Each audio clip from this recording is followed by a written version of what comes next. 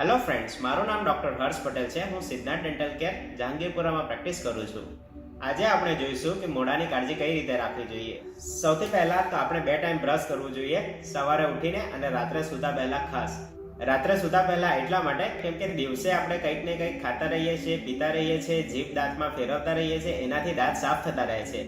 પરંતુ રાત્રે એવું થતું નથી. રાત્રે જો દાંત ઉપર કંઈક ચોટેલું હોય તો તેને લીધે છારી થાય છે, ક્યાં તો પછી સડો થાય છે.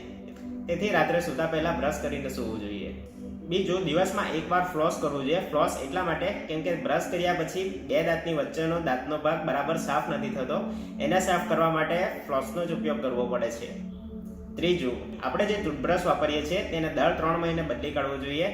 ક્યાં તો પછી તેના પીછા જો વહેલા ઘસાઈ ગયા હોય તો વહેલા બદલી કાઢવું જોઈએ. અને જો આપણને કોઈ શરદી ખાંસી જેવી વાયરલ બીમારી થઈ હોય તો પણ બ્રશ બદલી કાઢવું જોઈએ. ચોથું, કંઈ પણ જમ્યા પછી વેફર, બિસ્કિટ, ચોકલેટ, મીઠાઈ, મુખવાસ કે પછી ચા, કોફી, દૂધ કે કોલ્ડ ડ્રિંક પીધા પછી તરત કોગળા કરી લેવા જોઈએ. દાંત ઉપર કંઈક ચોટેલું ના હોવું જોઈએ. જો ચોટેલું હોય તો તેને જીભથી સાફ કરી લેવું જોઈએ. જો એ ખાવાનું દાંત ઉપર ચોટી રહે કે દાંત વચ્ચે ફસાયેલું રહે છે તો ત્યાં સડો થાય છે. તેથી કંઈ પણ ખાઈને તરત કોગળા કરી લેવા જોઈએ. 5, કંઈ ખાવાનું ફસાયું હોય તો ટૂથપીકનો ઉપયોગ કરવો જોઈએ નહીં. ટૂથપીકને રોજે રોજ એક જ જગ્યાએ નાખવાથી ત્યાંના પેડા ઘસાઈ જાય છે, દાંત ઘસાઈ જાય છે, ત્યાંનું હાડકું ધીમે ધીમે નીચે ઉતરી જાય છે, 2 દાંતની વચ્ચે જગ્યા થાય છે, ત્યાં ખાવાનું વધારે ફસાય છે અને દાંતમાં સડો થાય છે. તેથી ટૂથપીકનો ઉપયોગ કરવો જોઈએ નહીં. છઠ્ઠું, જે કંઈ ખાવાનું ફસાતું હોય તો તેના માટે ફ્લોસનો ઉપયોગ કરવો જોઈએ, ક્યાં તો પછી વોટર ફ્લોસરનો ઉપયોગ કરવો જોઈએ. તેનાથી સારી રીતે સફાઈ થાય છે. ક્યાં તો પછી ડેન્ટિસ્ટની વિઝિટ લેવી જોઈએ.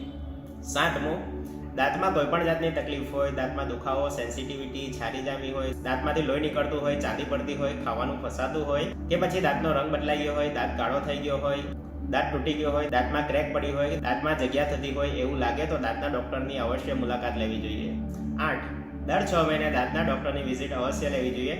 દર 6 મહિને દાંતના ડૉક્ટરની વિઝિટ લઈને દાંતનું ચેકઅપ કરાવવાથી આપણને ખબર પડે છે કે દાંતમાં કોઈ પણ પ્રકારની તકલીફ છે કે નહીં, દાંતની કાળજી બરાબર લેવાય છે કે નહીં, અને જો કોઈ તકલીફ હોય તો એની સારવાર લેવાથી ભવિષ્યમાં દાંતના દુખાવાથી રાહત મળે છે, સમય બચે છે, પૈસા બચે છે અને દાંતની લાઈફ વધે છે. તો ફ્રેન્ડ્સ, આટલી બાબતોનું ધ્યાન રાખવાથી આપણે મોઢાની કાળજી બરાબર રાખી શકીએ છીએ. Thank you for watching this video.